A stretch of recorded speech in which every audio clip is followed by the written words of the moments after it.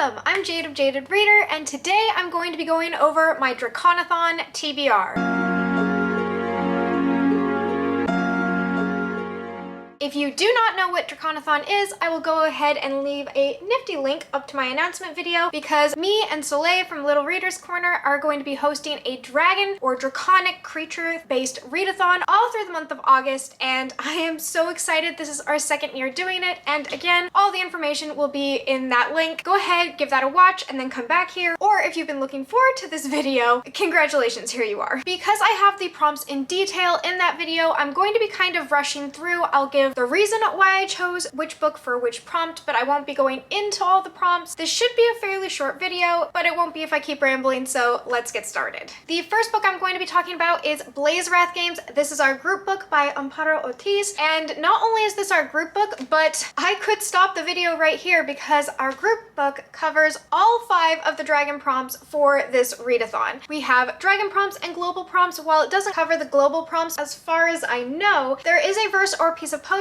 in this book at the beginning of a chapter, so that does cover the Chiwen prompt for poetry. There are morally gray characters in this book, so Nidhogg is covered. It obviously has a beautiful cover, so Nanabolele is strong in this one. This is a absolutely gorgeous cover, and that is all you need for Nanabolele in the dragon prompt, is to have a beautiful cover. Luckily, this is subjective, and I have several books that cover the Nanabolele prompt, but this one specifically, it was a really easy decision. I'm not even sure if this is subjective. I think it's just straight fact that this cover is absolutely gorgeous. I'll also remind you that Tiamat is the prompt for rivers and oceans, and there are sea dragons, and the ocean is featured in this book. And then finally we have Angont, which is disasters, chaos, and poison. I'm told that all 3 are indeed inside of this book, so we are again covered, and that is all 5 of the dragon prompts. If you are interested in picking up the group book, it is supposed to be a lot of fun. Soleil from Little Reader's Corner read it as an ARC last year and had such high praise that we had to make it our group book for this year, as well as the second book in the series coming out this fall. So this really is the opportune time to pick up this book. And inside of this book, you will find the team from Puerto Rico is going in the Blazewrath Games, which is an Olympic-style World Cup that takes place in differing countries. And our main character will be riding a dragon, as well as facing some possible political intrigue. This is taking place in like a modern day society, but with dragons. Super excited. I don't know much else going into it, but I think Soleil might have a better summary, so I will of course link her announcement video down below, and you'll have a chance to hear more about it. So moving forward, I technically have covered all of the prompts, but this year I'm not just focused on trying to complete the prompts for DraconAthon, but exceed them. I'm trying to read as many dragon books this month as possible. We'll see how this goes, but I'm really excited, and I've been holding off on a lot of my reading so that I could just go full force into August. And so putting this book aside, I'll go into the rest of my TBR that also eventually covers all the prompts. So because I have all of the prompts covered by the book, I'm going to just name some dragon books as well as what they're about and what prompts it is said that they will cover, and we'll just see how many I can read this month. I'm really excited to do so. So first off, I'd like to talk about the Book of Dragons. This is edited by Jonathan Strawn, but also covers quite a few different prompts. First off, it is a dragon anthology. There are several short stories of dragons in these books, and I don't know what all of the prompts it will cover, but I'm guessing quite a few because there's such a wide range of authors. Some of them are well known, other ones are new to me. I know it also covers the global prompts of both Chiwen and Nidhogg. It has both Chinese and Scandinavian authors featured in the book. After that, I have the audiobook for 6 Crimson Cranes by Elizabeth Lim, as well as it covering the global prompt for Chiwen. It also seems like it covers Tiamat for rivers and oceans, and possibly, as there is a character who very much so likes poetry, I'm hoping that it covers the dragon prompt for Chiwen as well. The only thing I know about 6 Crimson Cranes is that our main character has 6 brothers, and a spell is placed upon them where they all turn into cranes, and she has to follow orders in order to make sure that her brothers do not die. I'm really looking forward to this book. I initially did not think it had dragons in it. I was just interested in the book, and then I found out there were indeed dragons. The first chapter right off the bat starts you off with some dragons, so off to a good start when I was checking in on it, and I'm very excited to find out all that this book has to offer. offer. After that is Beast Warrior by Nahoko Uehashi. If that author's name is familiar to you, it's because Beast Player by Nahoko Uehashi is an absolute favorite of mine. I have brought it up in my Draconic recommendations video, as well as just my general favorites. I actually did not know that there was going to be a sequel. This takes place 10 years after the events in Beast Player. I'm honestly thrilled and have no idea what this book is about. I do have the physical copy, but it is not accessible to me right now. And in order to not give anything away for myself or you, I will talk about the first book, which is Beast Player. Beast Player has our main character, Erin, and she is growing up learning how to raise and take care of the Toda, which are a devastatingly dangerous water serpent draconic creature. After the death of her mother, which happens under mysterious circumstances, she runs away and is then raised for a time with a beekeeper. I will not say much more. I'll just say it's a really quiet tale with a lot of stunning visuals, and I just always come back to this book and really think about it and enjoy it. Obviously, because it has rivers and oceans having the Toda involved, I know for certain that it does cover Tiamat, as well as also featuring the larger idea of the global prompt, which would just be Asia in general. And of course, Nanabolele is holding strong, as I would say this is a pretty stunning and beautiful cover. Next up, I have The Wolf of Oronyaro. This is by K.S. Veloso, and this is a Philippines-inspired adult fantasy world that has a thief and con artist character, as well as a ruthless queen. So it's definitely going to be covering the morally gray anti-hero prompt for Nidhogg, as well as having a guaranteed mention of poisons. So Angont is also featured in this, as poison, chaos, and destruction is his MO. The only thing I know about The Wolf of Oronyaro is that it follows the point of view from a ruthless queen called the Bitch Queen, or the Queen of Oronyaro, and she is having a political squabble, possibly with her husband, and has to journey out to go find him and bring him back to their war-torn world. Along the way, she somehow ends up stuck in the place that she's trying to either rescue or confront him. I'm not entirely certain, and she meets a thief who helps her out. Don't know much more. It has really high praise from some reviewers that I really admire. I'm also told that our ruthless queen also has a kingdom filled with dragons. Here's to hoping that that's not a false rumor and I'm not making a fool of myself on the internet once again. The next book I'm going to talk about is The Shadow of the Gods by John Gwynne. This obviously features dragons, as well as being a Scandinavian or Norse-inspired mythology, which I believe is also an adult fantasy.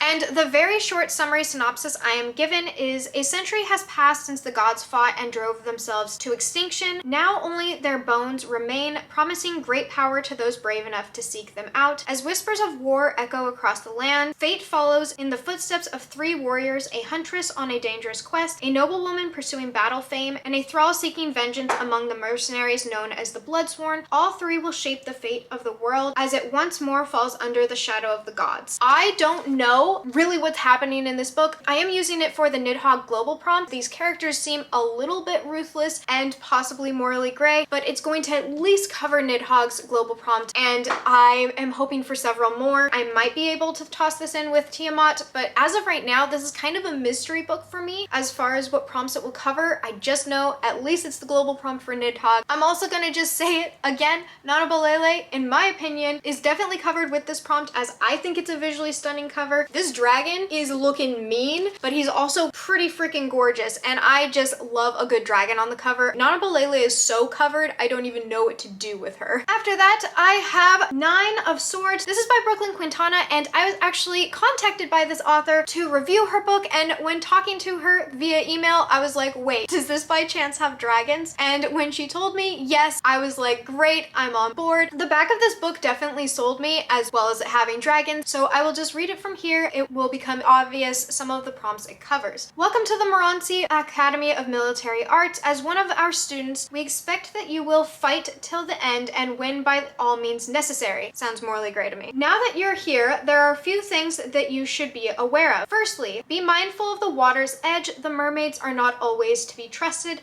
and the dolphins are quite unreliable. That is definitely covering Tiamat. We have oceans now and mermaids, which is always cool. I never read enough books about mermaids. Second, try not to get lost in the catacombs. Should you wander too far, your safety cannot be guaranteed. And remember, be wary of the jungle. Remember that the trees like to rearrange themselves. And do steer clear of the vines, lest you not return from your adventure intact or even alive. We hope to see you at the end of your games, should you make it that far. I'm completely intrigued by this story. I don't know know exactly what I'm getting into. The vines thing and the fact that they are caught in the jungle seems like there's the possibility of poison, and the entire back's warning and invitation makes me think that there's at least some chaos and disaster ahead. So Angont is definitely also covered in this book. The next two books I'm going to bring up are not dragon specific. They're covering the global prompts without me reading about dragons. I did want to pick some books that were not dragon based just to give myself some relaxation, as obviously I don't have all of the books physically, but this is already looking like quite a stack. And with the audiobooks as well as some Kindle ebooks I have, I'm just looking at a very full month, and I know that I'll need some breathing room in between my draconic creatures. So Tiamat's global prompt is Iraq in the Middle East. I have picked a book that does not just cover the Middle East, but all around the world, as I read Once Upon an Eid, Stories of Hope and Joy, 15 Muslim Voices. As the title suggests, this is a middle grade book of short stories by 15 Muslim authors from various backgrounds, focusing and surrounding the celebration of Eid. I'll be going into this book unknowledgeable and unknowing about the celebrations and practices of Eid as well as Ramadan, and will not be rating this book, but instead just learning from it, as it's not something I'm really familiar with. However, a review from Books Are My Social Life had a fantastic recommendation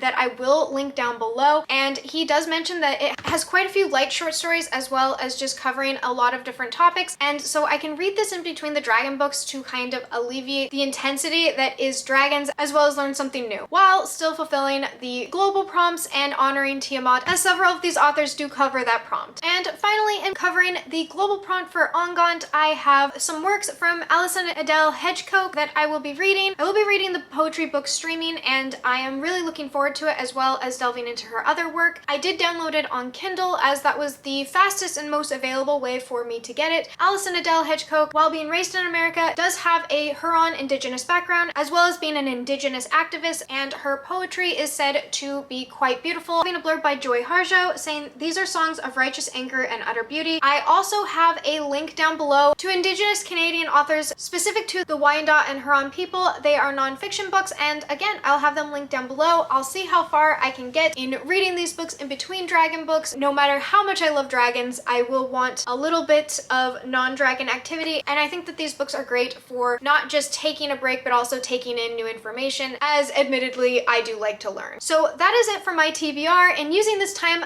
a little bit to talk about DraconAthon and things to look forward to. We do have a live show that I will have a link to down below. It hasn't started yet, as the date of this video has aired, as it will be coming up at the end of the month to lead us into August. So coming up on the 31st, and again, I'll have the links and information down below, so you can go ahead and set a reminder and be there to set us off on our draconic journey throughout the month of August. We also have a Discord that I'll have linked down below that is going to have a majority of where our sprints are hosted. If you're wanting to read along with us, I definitely recommend the Discord, as well as having sprints on both my channel and Soleil's during live shows. And if you also have a TBR for DraconAthon and you would like to be entered into our giveaway, please use the tag on YouTube for DraconAthon 2021, or you can add us on Twitter or Instagram, which I will also have linked down below, and you will be entered into our giveaway. We'll have several other opportunities to be entered into this giveaway, so do not stress, don't feel pressed. If you do not get a TBR out, that is okay. There will be tons of other ways throughout the month of August to be entered into the giveaway, and that will be to win a dragon book from our Google Doc. You can go ahead and check out our Google Doc down below. It is